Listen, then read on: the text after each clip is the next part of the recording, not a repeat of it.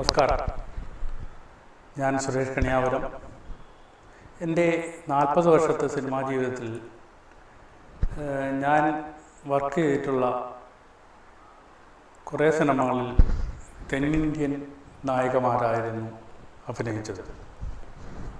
അതിൽ super hit director Joshi സംവിധാനം ചെയ്ത ദുബായ് എന്ന ചിത്രത്തിൽ മമ്മൂട്ടി, ബിജു മേനോൻ, NF വർഗീസ്, കൊച്ചിൻ ഹനീഫ, അങ്ങനെ കുറേ അധികം ആൾക്കാർ അഭിനയിച്ചതാണ്.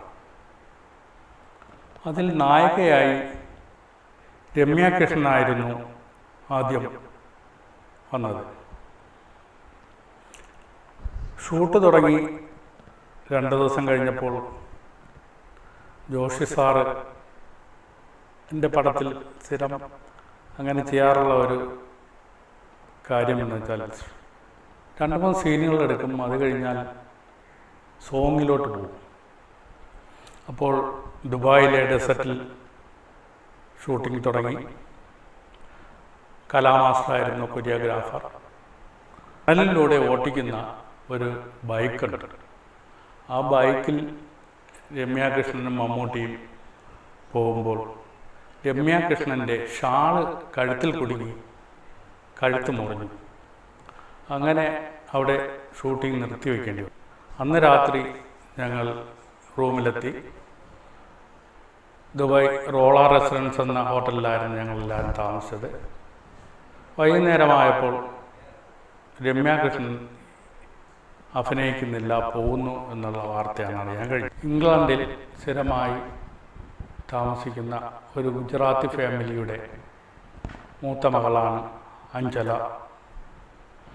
അഞ്ജല വിദ്യാഭ്യാസം പൂർത്തിയാക്കുന്നതോടൊപ്പം സിനിമയിൽ അഭിനയിക്കണമെന്ന് താല്പര്യമുണ്ടായി. അന്ന് മോഡലായൊക്കെ പോകുമായിരുന്നു. അങ്ങനെ വിനോദ് കന്യയുടെ മകൻ അക്ഷയ് കന്യ നായകനായി അഭിനയിക്കുന്ന ഒരു ചിത്രത്തിൽ ഒരു പുതുമുഖ നായികയെ ആവശ്യമുണ്ടെന്ന് അറിഞ്ഞാണ് പരസ്യം കൊടുത്തു. അങ്ങനെ ഓഡിഷനിലൂടെ തിരഞ്ഞെടുത്താണ് അഞ്ജല. 200-ൽ പരം ആൾക്കാർ പങ്കെടുത്തെങ്കിലും അഞ്ജലയാണ് സെലക്ട് ആയത്. ആ ചിത്രത്തിൻ്റെ പേര് ഹിമാലയ പുത്രി എന്നായിരുന്നു. क्योंकि जो जो उन लड़कियों ने बताया था वो सब सच निकला और जब तुम सामने आए तो दिल धक धक करने लगा. नब्ज 60 से 120 हो गई. ആ ചിത്രം പ്രതീക്ഷിച്ച മാതിരി വിജയിച്ചില്ല. എന്നാലും തുടർന്ന് തെലുങ്കിലും കന്നഡയിലുമൊക്കെ അഞ്ജലിക്ക് അവസരങ്ങൾ കിട്ടി. బెలూన్స్ చూడాలన్నావుగా, నైట్ అంతా కూర్చుని మంచులో 100 బెలూన్స్ ఊదాను. സൽമാൻ ഖാൻ്റെ അനുജൻ അർഫാൻ ഖാനും സൽമാൻ ഖാനും ഒരുമിച്ച് അഭിനയിക്കുന്ന ഒരു ചിത്രത്തിൽ അർഫാൻ ഖാൻ്റെ നായികയായി അഞ്ജലയെ സെലക്ട് ചെയ്തു.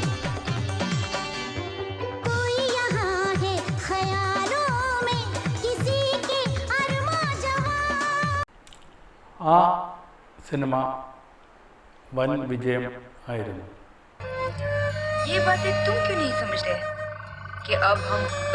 പ്യാർ കിയ തോ ഡർനാ ക്യാ എന്നായിരുന്നു ആ ചിത്രത്തിൻ്റെ പേര്.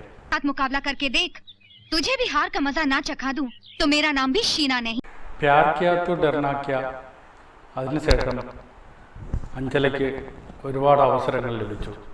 കന്നഡ, തെലുങ്ക് నిరవధి చిత్రങ്ങൾ అభినయించు. అడగండి, నేను వెళ్తాను. ఆగు, అలా వెళ్ళేదానివే అయితే ఇందాక నీ దారి నువ్వు వెళ్ళక నా వెంట ఎందుకు వచ్చావు? తెలీదు. 2000-ലായിരുന്നു ദുബൈയുടെ ഷൂട്ടിംഗ്.